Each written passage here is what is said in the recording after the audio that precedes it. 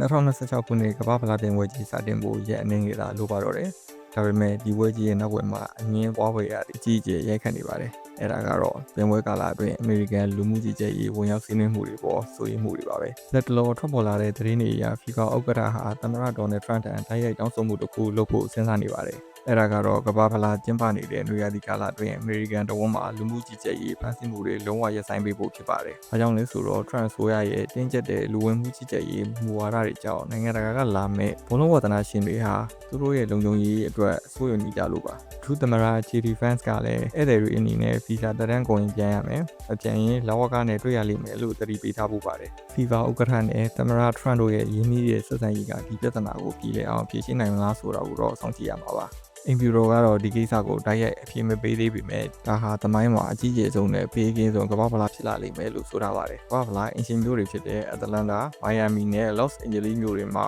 လောက agent တွေရှိနေမလား။ဒါမှမဟုတ်ပြည်သက်တွေလွတ်လွတ်လပ်လပ်အားပေးနိုင်မလားဆိုတာစိတ်ဝင်စားဖို့ကောင်းနေပါတယ်။